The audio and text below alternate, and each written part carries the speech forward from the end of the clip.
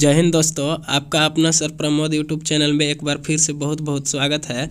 आज मैं आपको बताऊंगा कि आपका जो क्लास 9 का जो एनसीईआरटी बुक है उसमें आपका चैप्टर 3 यानी कि पार्ट 3 जो आपका परमाणु एवं अणु है उसका ऑब्जेक्टिव क्वेश्चन एंड आंसर मैं आज आपको बताऊंगा। तो आप हमारे चैनल के इस वीडियो पर लास्ट तक बने रहेंगे।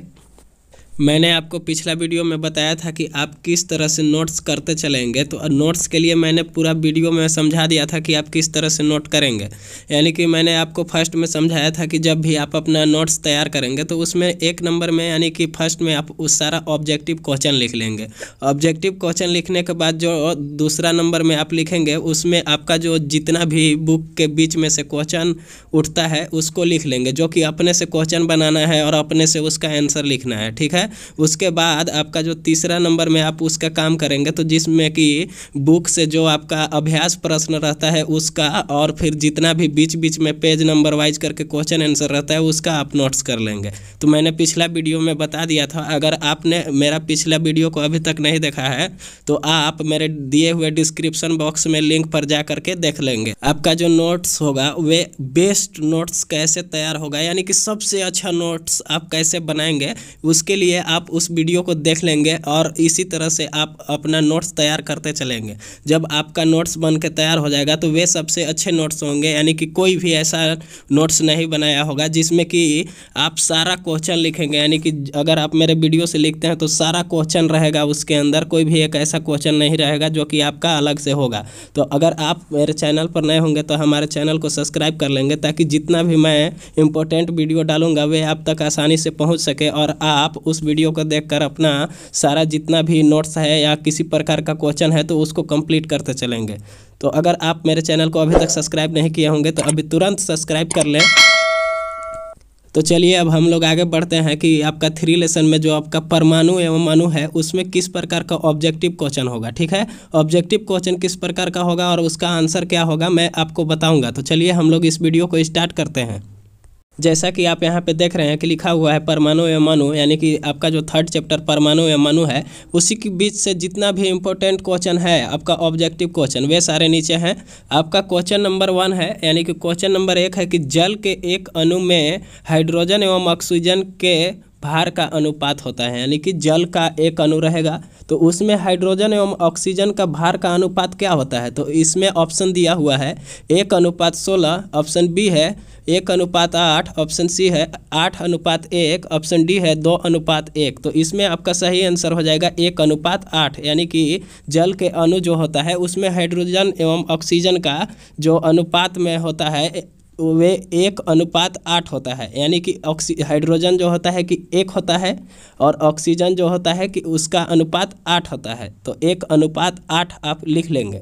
आपका क्वेश्चन नंबर 2 है कि किस वैज्ञानिक के अनुसार परमाणु अविभाज्य है। यानी कि कौन सा ऐसा वैज्ञानिक है जो कि अपना तर्क दिए थे कि जो परमाणु होते हैं वे अविभाज्य होते हैं। तो इसमें ऑप्शन ए है रदरफोर्ड, ऑप्शन बी है डाल्टन, ऑप्शन सी है प्राउड्स, ऑप्शन डी है कि बोर। तो अब जो आपका ऑप्शन बी है यानी कि डाल्टन, इन्होंने ही बताया था कि जो परमाणु होता है वे अविभाज्य होता है। तो आप इसमें डाल्टन लिख लेंगे। आपका क्वेश्चन नंबर 3 है कि मानक ताप एवं दाब STP पर किसी गैस के 1 मोल का आयतन होता है। तो ऑप्शन दिया हुआ है ए 11.2 लीटर यानी कि 11.2 लीटर, ऑप्शन बी है कि 22.4 लीटर, ऑप्शन सी है 100 लीटर, ऑप्शन डी है 22.4 मिलीलीटर। तो इसमें आपका सही आंसर हो जाएगा बी यानी कि 22.4 लीटर। आप इसमें लिख लेंगे 22.4 लीटर। इसी तरह से आप सारा क्वेश्चन को और आंसर को लिखते चलेंगे। क्वेश्चन नंबर 4 है कि कौन सा तत्व मुक्त अणुओं के रूप में पाया जाता है। यानी कि कौन सा ऐसा तत्व है जो कि मुक्त अणु के रूप में पाया जाता है, उसमें कोई अणु नहीं पाया जाता है। ऑप्शन ए है हाइड्रोजन, ऑप्शन बी है ऑक्सीजन, ऑप्शन सी है आर्गन, ऑप्शन डी है क्लोरीन। तो ये जो आर्गन होता है वे मुक्त परमाणु के रूप में पाया जाता है। आप इसमें लिख लेंगे आर्गन। आपका क्वेश्चन नंबर 5 है कि 58.5 ग्राम NaCl किसके बराबर होता है। यानी कि जो इसमें 58.5 ग्राम NaCl दिया हुआ है ये किसके बराबर होता है। तो इसमें आपका सही आंसर हो जाएगा 1/10 मोल। यानी कि 1/10 मोल के बराबर में होता है 58.5 ग्राम NaCl। ठीक है। आप लिख लेंगे। आपका क्वेश्चन नंबर 6 है कि 8 ग्राम CH4 में कितने मोल हैं, यानी कि 8 ग्राम जो यहाँ पे लिखा हुआ है CH4, इसमें कितने मोल होते हैं, तो इसमें 0.5 मोल होते हैं। आप लिख लेंगे 0.5 मोल। क्वेश्चन नंबर 7 में है कि निम्नांकित में कौन चतुष्परमाणुक अणु है, यानी कि ये आपका इम्पोर्टेंट क्वेश्चन है। आप इस क्वेश्चन को VVI लिख लेंगे, टिक कर लेंगे, यानी एकदम पूरा इम्पोर्टेंट क्वेश्चन है। ये आपके एग्जाम में आते हैं बराबर, आप इसको लिख लेंगे VVI में। लिखा हुआ है कि निम्नांकित में कौन चतुष्परमाणुक अणु है। इसमें देखिए चतुष्परमाणुक अणु पूछा हुआ है। अब निम्नांकित दिया है, यानी कि ऑप्शन के अनुसार पूछा है। ऑप्शन ए है O2, ऑप्शन बी है O3, ऑप्शन सी है NO2, ऑप्शन डी है SO3। तो इसमें जो आपका SO3 है ये चतुष्परमाणुक अणु होता है, तो आप इसमें लिख लेंगे SO3। आपका क्वेश्चन नंबर 8 है कि निम्नांकित में कौन एक परमाणुक अणु के रूप में रहता है, यानी कि इसमें बताना है कि एक परमाणुक अणु के रूप में कौन रहता है, यानी कि जो नीचे ऑप्शन दिया हुआ है इसी के अनुसार बताना है। ऑप्शन ए है हाइड्रोजन, ऑप्शन बी है क्लोरीन, ऑप्शन सी है सल्फर, ऑप्शन डी है आर्गन। तो इसमें जो आर्गन होता है यह एक परमाणुक अणु के रूप में रहता है, तो आप इसमें लिख लेंगे आर्गन। क्वेश्चन नंबर 9 है कि 0.5 मोल H2O यानी कि जल का द्रव्यमान होगा, यानी कि 0.5 मोल जल का द्रव्यमान होगा, तो कितना होगा, तो इसमें होगा 9 ग्राम। आप इसमें लिख लेंगे 9 ग्राम। आपका क्वेश्चन नंबर 10 है कि 1.8 H2O में अणुओं की संख्या है, यानी कि 1.8 जब H2O यानी कि जल लेंगे तब उसमें अणुओं की संख्या कितना होगा आपको बताना है। इसमें आप लिख लेंगे कि 6.022 गुना 10 के पावर में 22 अणु होते हैं। आप इसमें लिखेंगे कि 1.8 H2O में 6.022 गुना 10 के पावर 22 अणु होते हैं। क्वेश्चन नंबर 11 है कि 0.4 मोल CO2 के बराबर है, यानी कि इसमें बताना है कि किसके बराबर है। ऑप्शन ए है कि 12 ग्राम, ऑप्शन बी है 17.6 ग्राम, ऑप्शन सी है 32 ग्राम, ऑप्शन डी है 44 ग्राम। तो इसमें आपका सही आंसर हो जाएगा 17.6 ग्राम। ठीक है, आप इसमें लिख लेंगे। आपका क्वेश्चन नंबर 12 है कि सोडियम का परमाणु द्रव्यमान 23 है, 46 ग्राम सोडियम में मोलों की संख्या है, यानी कि आपका सोडियम का परमाणु द्रव्यमान दिया हुआ है 23 और इसमें पूछा है कि सोडियम 46 ग्राम में कितना मोल होगा, तो इसका आपका सही आंसर हो जाएगा 2। आप इसमें 2 लिख लेंगे। इस तरह का जितना भी सॉल्यूशन वाला क्वेश्चन आएगा मैं उसको बता दूंगा। अभी इसमें मैं ऑब्जेक्टिव क्वेश्चन बता रहा हूं, इसमें आप डायरेक्ट आंसर लिख लेंगे और जब मैं सेकेंड वीडियो में आपको बताऊँगा तो उसमें पूरा सॉल्यूशन किया हुआ रहेगा, यानी कि पूरा हल करके ही मैं आपको बताऊँगा। आपका क्वेश्चन नंबर 13 है कि जल का रासायनिक सूत्र है, तो ये तो सबको पता होता है कि जल का रासायनिक सूत्र क्या होता है, तो आप इसमें H2O लिख लेंगे। आपका क्वेश्चन नंबर 14 है कि सोडियम ऑक्साइड का सूत्र है, यानी कि सोडियम ऑक्साइड का सूत्र क्या है, Na2O। आपका जो सोडियम ऑक्साइड है उसका सूत्र होता है Na2O। आप इसमें लिख लेंगे। क्वेश्चन नंबर 15 है कि सोडियम सल्फाइड का सूत्र है। जितना भी सूत्र वाला क्वेश्चन आ रहा है ये सारा इंपॉर्टेंट है, आप इसको VVI में लिख लेंगे। आपका question number 11, question number 12, question number 13, question number 14, question number 15, question number फिर 16 हो जाएगा और फिर क्वेश्चन नंबर 17, ये सारा VVI क्वेश्चन है, आप इसको VVI लिख लेंगे। आपका क्वेश्चन नंबर जो 15 में पूछा हुआ है कि सोडियम सल्फाइड का सूत्र है, तो सोडियम सल्फाइड का सूत्र होता है Na2S। आप इसमें लिख लेंगे। क्वेश्चन नंबर 16 है कि सोडियम फॉस्फेट का अणुसूत्र होता है, इसमें आपको अणुसूत्र बताना है। तो इसमें ऑप्शन ए है कि NaPO4, ऑप्शन बी है कि Na2PO4, ऑप्शन सी है कि Na3PO4, ऑप्शन डी है कि Na2PO4 के होल 3। तो इसमें आपका सही आंसर हो जाएगा Na3PO4। आप इसमें लिख लेंगे कि जो सोडियम फॉस्फेट होता है उसका अणुसूत्र Na3PO4 होता है। आप इसमें लिख लेंगे। और जितना भी ये सारा क्वेश्चन दिख रहा है जिसमें कि ऑप्शन जो आप देख रहे हैं इसमें NaPO4 ई फलान ढकान जितना भी है ये सब कैसे बनता है, Na2 है, S है, ये सारा कैसे होता है, सूत्र कैसे बनता है, उसका मैं एक अलग वीडियो बना दूंगा। तो इसीलिए मैं आपको बता रहा हूँ कि अगर आप मेरे चैनल को अभी तक सब्सक्राइब नहीं किए होंगे तो कर लेंगे, ताकि जितना भी इम्पोर्टेंट मैं क्वेश्चन डालूंगा, क्वेश्चन से रिलेटेड जितना भी वीडियो मैं डालूंगा वे आप तक पहुँच सके। और मैं जब भी डालूंगा तो इम्पोर्टेंट वीडियो ही डालूंगा। तो इसमें जितना भी Na2 हुआ तो ये कहाँ से आता है, PO4 हुआ तो ये कहाँ से आता है, और क्यों इसमें जुड़ जाता है, कैसे आखिर जुड़ जाता है, ये सारा का मैं एक अलग वीडियो बना दूंगा। अब हम लोग अगला क्वेश्चन की ओर बढ़ते हैं कि क्वेश्चन नंबर 17 है कि आवोगाड्रो संख्या का मान क्या है, यानी कि जो आवोगाड्रो संख्या है इसमें उसका मान क्या होता है। तो आवोगाड्रो संख्या की मान होता है 6.022 गुना 10 के पावर 23, यानी कि इसमें आपका सही आंसर हो जाएगा ऑप्शन सी 6.022 गुना 10 के पावर 23। आवोगाड्रो की संख्या का मान होता है 6.022 गुना 10 के पावर 23। याद रखेंगे आप। आपका क्वेश्चन नंबर 18 है 1 ग्राम परमाणु बराबर होता है, यानी कि 1 ग्राम परमाणु बराबर कितना होता है। तो 1 ग्राम परमाणु बराबर होता है 1 मोल, यानी कि 1 मोल लिख लेंगे। 19 है निम्न में सोडियम का संकेत कौन सा है। सोडियम का संकेत कौन सा है पूछा है। सोडियम का सबको पता होता है, ये सारा मैंने आपको याद करवाया ऑफलाइन क्लास में। तो सोडियम का संकेत होता है Na, आप इसमें Na लिख लेंगे। क्वेश्चन नंबर 20 है कि निम्नांकित में कौन आयन है, यानी कि जो नीचे दिए हुए हैं निम्नांकित में, यानी कि नीचे दिए हुए हैं उसमें से कौन आयन है। ऑप्शन ए जो है आपका सही आंसर है PO3। ऊपर में देखिए माइनस लगा हुआ है और नीचे 4 है, ठीक है। ए आपका आयन होता है, आप इसमें लिख लेंगे। क्वेश्चन नंबर 21 है कि किसी पदार्थ के अणु में विद्यमान परमाणुओं की संख्या क्या कहलाती है। तो जब किसी भी पदार्थ में अणु में क्या होता है कि विद्यमान परमाणु संख्या होता है तो उसको कहते हैं परमाणुकता, आप इसमें लिख दे लेंगे परमाणुकता। आपका क्वेश्चन नंबर 22 है तत्व ए और बी की संयोजकताएं क्रमशः 3 और 2 है, तो इन तत्वों के संयोग से बने यौगिक सूत्र है। तो इसमें ए और बी दिया हुआ है, क्रमशः संयोजकता उसका बता दिया है कि 3 और 2 है।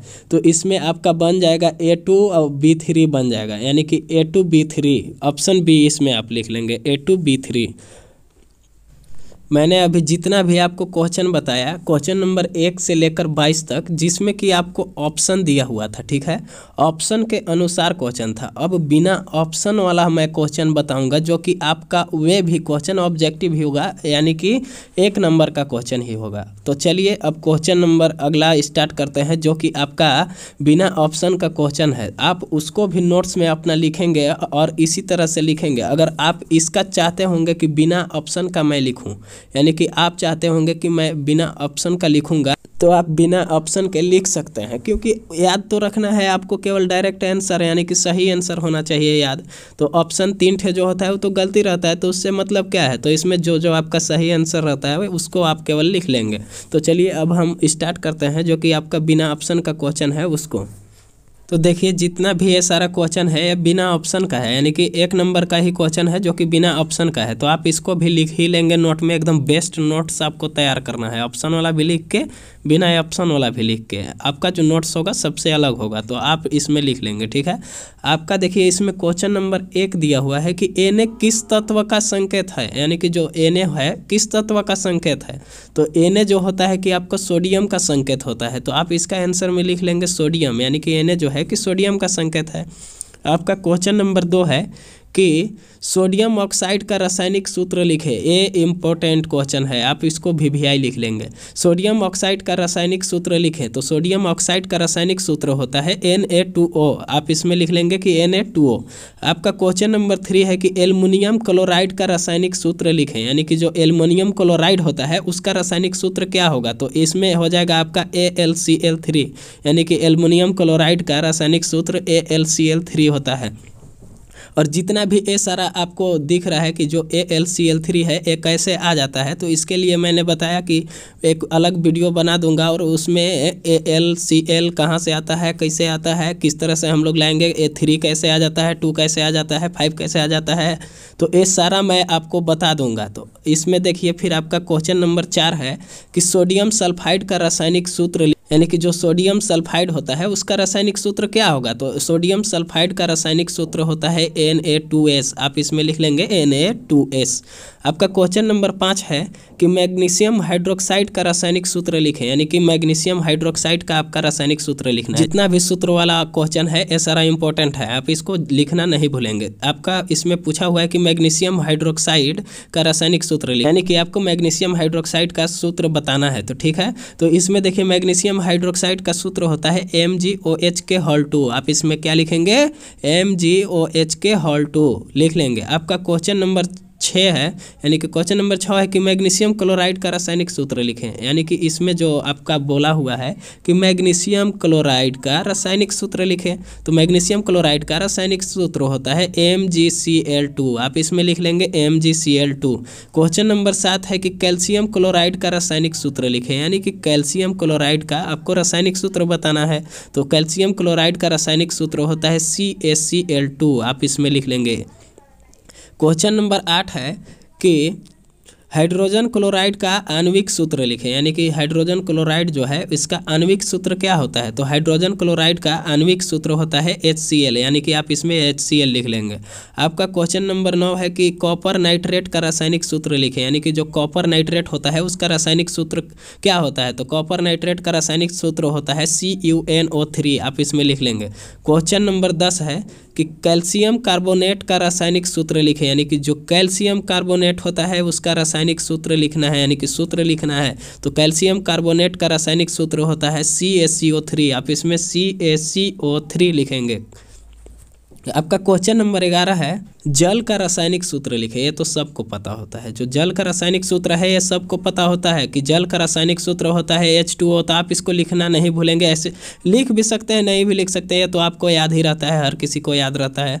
आपका क्वेश्चन नंबर 12 है कि सूत्र Al2SO4 के होल 3 के यौगिक के नाम लिखें, यानी कि सूत्र जो ये आपका दिया हुआ है Al2SO4 के होल 3, इसका जो आपको बताना है यौगिक बताना है। ठीक है, तो ये किसका फॉर्मूला है, यानी कि किसका सूत्र है? तो एल्युमिनियम सल्फेट का फॉर्मूला है। आप इसमें लिखेंगे एल्युमिनियम सल्फेट। क्वेश्चन नंबर 13 है कि सूत्र CaCl2 के यौगिक का नाम लिखें, यानी कि CaCl2 जो है इसका यौगिक कौन सा होता है, यानी कि किसका फॉर्मूला होता है? तो ये होता है कैल्शियम क्लोराइड का। आप इसमें लिखेंगे कैल्शियम क्लोराइड। आपका क्वेश्चन नंबर 14 है कि K2SO4 के यौगिक के नाम लिखें, यानी कि K2SO4 जो इसमें लिखा हुआ है इसका यौगिक का नाम बताना है। तो K2SO4 होता है आपका पोटेशियम सल्फेट का। आप इसमें लिखेंगे पोटेशियम सल्फेट। आपका क्वेश्चन नंबर 15 है कि सूत्र KNO3 के यौगिक के नाम लिखें, यानी कि KNO3 जो है उसका यौगिक का नाम बताना है, यानी कि KNO3 किसका फार्मूला होता है? तो KNO3 फार्मूला होता है वह पोटेशियम नाइट्रेट का होता है। आप इसमें लिखेंगे पोटेशियम नाइट्रेट। क्वेश्चन नंबर 16 है कि CaCO3 के यौगिक के नाम लिखें, यानी कि जो आपका सूत्र दिया हुआ है CaCO3 इसका यौगिक का नाम लिखना है। इसमें भी आपको वही सेम कंडीशन, जितना भी आपका ये सारा ऊपर से नीचे तक मैंने क्वेश्चन बता रहा हूँ ये सारा आपका लगभग में सेम कंडीशन है इसमें, कि आपको इसमें यौगिक का नाम बताना है। तो CaCO3 जो होता है कि कैल्शियम कार्बोनेट का फॉर्मूला होता है। तो आप इसमें लिखेंगे कैल्शियम कार्बोनेट। क्वेश्चन नंबर 17 है कि निम्न में सोडियम का संकेत कौन सा है, यानी कि नीचे यहाँ पे जो ऑप्शन दिया हुआ है इसमें आपको बताना है कि सोडियम का संकेत कौन सा होता है। तो सबको पता होता है कि सोडियम का संकेत होता है Na, तो आप इसमें Na लिख लेंगे। क्वेश्चन नंबर 18 है कि बुझा हुआ चूना में विद्यमान तत्व का नाम एवं रासायनिक सूत्र लिखें, यानी कि बुझा हुआ जो चूना होता है उसमें कौन कौन सा तत्व होते हैं और उसका सूत्र क्या होता है ये आपको लिखना है। तो इसमें देखिए आपका तत्व जो होता है वे होता है कैल्शियम, ऑक्सीजन व हाइड्रोजन, यानी कि कैल्शियम ऑक्सीजन और हाइड्रोजन से मिलके बुझा हुआ चूना बनता है। ठीक है, और इसका आपका सूत्र की बात किया जाए तो इसमें आपका सूत्र होता है CaOH के होल 2, यानी कि आप इसमें CaOH के होल 2 लिखेंगे। आपका जो बुझा हुआ चूना का फार्मूला होता है CaOH के होल 2 होता है। आप इसमें लिख लेंगे CaOH के होल 2। आपका क्वेश्चन नंबर 19 है कि हाइड्रोजन ब्रोमाइड में विद्यमान तत्व का नाम एवं रासायनिक सूत्र लिखें, यानी कि जो हाइड्रोजन ब्रोमाइड है यहाँ पे जो आप देख रहे हैं हाइड्रोजन ब्रोमाइड, इसमें जितने भी विद्यमान तत्व होते हैं, यानी कि तत्व जो इसमें होता है जो जो तत्व से मिलकर बनता है उसको, और इसमें इसका सूत्र क्या होता है उसको लिखना है। तो देखिए इसमें क्या होता है कि तत्व इसमें होते हैं हाइड्रोजन और ब्रोमीन, यानी कि हाइड्रोजन और ब्रोमीन से मिल करके बनता है हाइड्रोजन ब्रोमाइड। तो इसका फार्मूला हो जाता है HB HBr, तो इसका रासायनिक सूत्र लिख करके तीर के चिन्ह मार के आप लिखेंगे HBr।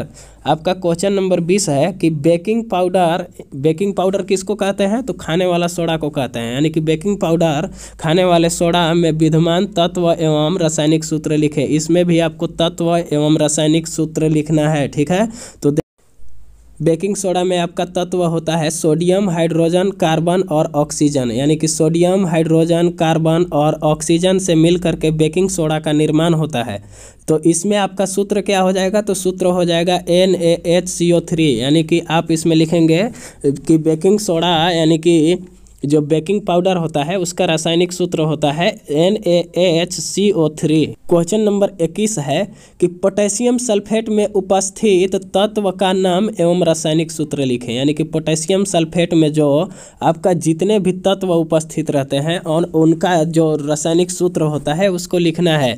तो इसमें जो आपका तत्व होता है पोटेशियम सल्फेट में होता है पोटेशियम, सल्फर और ऑक्सीजन, यानी कि पोटेशियम, सल्फर और ऑक्सीजन से मिल करके पोटेशियम सल्फेट का निर्माण होता है।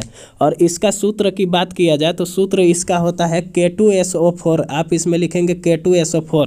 ये जैसे जैसे आपका इसमें दिख रहा है लिखा हुआ उसी तरह से आप भी लिखेंगे। जब आप इसमें आंसर लिखेंगे तो उसमें तत्व पहले लिख लेंगे। तत्व लिखने के बाद क्या करना है कि आपको तीर का चिन्ह मार देना है, ठीक है। तीर के चिन्ह मारने के बाद क्या करना है कि तत्व का नाम लिख देना है। और जब सूत्र लिखेंगे तो इसी तरह से आप नीचे लिखेंगे, सूत्र लिख करके तीर के चिन्ह मार करके फिर लिखेंगे K2SO4।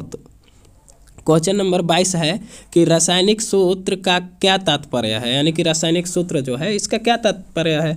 तो हम देखिए इसमें आपको बताएंगे कि रासायनिक सूत्र का क्या तात्पर्य होता है। तो इसमें रासायनिक सूत्र जो होता है कि किसी भी यौगिक का रासायनिक सूत्र उसके संघटक का प्रतीकात्मक निरूपण होता है, यानी कि जो किसी भी यौगिक का रासायनिक सूत्र होता है तो उसके संघटक का प्रतीकात्मक होता है, यानी कि उसके जितने भी संघटक होते हैं उसको निरूपण करता है, ठीक है, निरूपित करता है। तो इसमें आप यही लिख लेंगे। अब देखिए क्वेश्चन नंबर 23 है कि H2S अणु में कितने परमाणु विद्यमान है। देखिए इसमें लिखा हुआ है H2S अणु में कितने परमाणु विद्यमान है। तो H2 और S है, तो इसमें आपका टोटल कितना परमाणु हो जाएंगे। तो H2S में 3 परमाणु विद्यमान है, यानी कि H2 और S 3 परमाणु विद्यमान है। तो आप इसमें लिख लेंगे कि H2S में 3 परमाणु विद्यमान है। क्वेश्चन नंबर 24 है कि PO4 पावर में 3- आयन में कितने परमाणु विद्यमान है। इसमें भी आपको परमाणु ही बताना है, तो इसमें आप लिख लेंगे कि इसमें 5 परमाणु विद्यमान है। आपका क्वेश्चन नंबर 25 हो जाएगा कि डाल्टन के परमाणु सिद्धांत के कौन सा अभिगृहित द्रव्यमान के संरक्षण के नियम का परिणाम है। तो इसमें ये आपका इम्पोर्टेंट क्वेश्चन है और फिर इम्पोर्टेंट के साथ साथ ये ऑब्जेक्टिव क्वेश्चन नहीं है, ठीक है। लेकिन जब ये आप लिखेंगे तो इसमें से अगर कहीं आपको पूछ दे तो आप तो इसका आंसर दे सकेंगे, अगर नहीं लिखेंगे तो वहाँ पे आपको डाउट बन करके रह जाएगा, तो आप इसका आंसर नहीं बता पाएंगे। इसलिए आप इसको ऑब्जेक्टिव में ही लिख लेंगे। इसमें क्या लिखना है आपको लिखना है कि परमाणु अविभाज्य सूक्ष्मतम कण होते हैं जो रासायनिक अभिक्रिया में न तो सिजरित होते हैं और न ही उनका विनाश होता है। आप लिख लेंगे। आपका क्वेश्चन नंबर 26 है कि डाल्टन के परमाणु सिद्धांत का कौन सा अभिगृहित निश्चित अनुपात के नियम की व्याख्या करता है। तो इसमें आप लिखेंगे कि भिन्न भिन्न तत्वों के परमाणु परस्पर छोटी पूर्ण संख्या के अनुपात में संयोग कर यौगिक निर्मित करते हैं, ठीक है। आप इसमें लिख लेंगे। क्वेश्चन नंबर 27 है कि परमाणु द्रव्यमान पैमाने के लिए मानक के रूप में प्रयुक्त तत्व का नाम लिखें, यानी कि परमाणु द्रव्यमान जो है इसके पैमाने के लिए मानक रूप में किस तत्व का नाम आएगा। तो इसमें कार्बन का नाम आएगा। आप इसमें कार्बन लिख लेंगे जिसका संकेत होता है C। क्वेश्चन नंबर 28 है कि प्रकृति में ऑक्सीजन गैस किस रूप में उपस्थित होते हैं, यानी कि प्राकृतिक में जो ऑक्सीजन गैस होते हैं वे किस रूप में उपस्थित होते हैं। तो इसमें अणु के रूप में उपस्थित होते हैं। आप इसमें आंसर लिखेंगे अणु के रूप में। क्वेश्चन नंबर 29 है कि प्रकृति में उत्कृष्ट गैसें किस रूप में उपस्थित होते हैं, यानी कि उत्कृष्ट जितने भी गैस होते हैं वे किस रूप में उपस्थित होते हैं, तो ये परमाणु के रूप में उपस्थित होते हैं। जितने भी उत्कृष्ट गैस होते हैं वे परमाणु के रूप में उपस्थित होते हैं। आप इसमें लिख लेंगे परमाणु के रूप में। क्वेश्चन नंबर 30 है कि सल्फर का आणविक सूत्र लिखे, तो सल्फर का आणविक सूत्र होता है S8। आप लिख लेंगे S8 यानी कि S8। आपका क्वेश्चन नंबर 31 है कि 1.8 ग्राम H2O कितने मोल के बराबर होते हैं, यानी कि इसमें जो दिया हुआ है 1 ग्राम 8 H2O ये कितने मोल के बराबर होते हैं, तो ये आपका होते हैं 0.1 मोल के बराबर। आप इसमें 0.1 मोल लिखेंगे। क्वेश्चन नंबर 32 है कि 0.1 यानी कि 0.1 मोल NH3 में कितने अणु होते हैं, तो इसमें ये देखिए आपका इम्पोर्टेंट क्वेश्चन है, यानी कि आप इसको VVI में टिक कर लेंगे। इसका आपका आंसर हो जाएगा 6.022 गुना 10 के पावर 22, यानी कि 6.022 गुना 10 के पावर 22 अणु होते हैं। क्वेश्चन नंबर 33 है कि 1 मोल बराबर ... यानी कि 1 मोल में कितना होता है, तो 1 मोल में होता है 6.022 गुना 10 के पावर 23 कण। आप इसमें लिखेंगे ही। आपका क्वेश्चन नंबर 34 है कि आवोगाद्रो संख्या का मान लिखें, यानी कि आवोगाद्रो जो संख्या है इसका मान क्या होता है, तो इसमें आपका आवोगाद्रो संख्या की मान हो जाएगा 6.22 गुना 10 के पावर 23। क्वेश्चन नंबर 35 है कि कौन सी 2 चीज़ें हैं जिन्हें मोल प्रदर्शित करता है, यानी कि ऐसा कौन सा 2 चीज़ हैं जिनको कि मोल प्रदर्शित करता है, तो इसमें संख्या और द्रव्यमान जो होता है उसको मोल प्रदर्शित करता है। मोल संख्या और द्रव्यमान को ही दिखाता है, तो आप इसमें संख्या एवं द्रव्यमान ही लिखेंगे। क्वेश्चन नंबर 36 है कि पदार्थ के 1 ग्राम परमाणुक द्रव्यमान में कितने परमाणु उपस्थित होते हैं, तो इसमें आप लिखेंगे 6.022 गुना 10 के पावर 23 परमाणु उपस्थित होते हैं।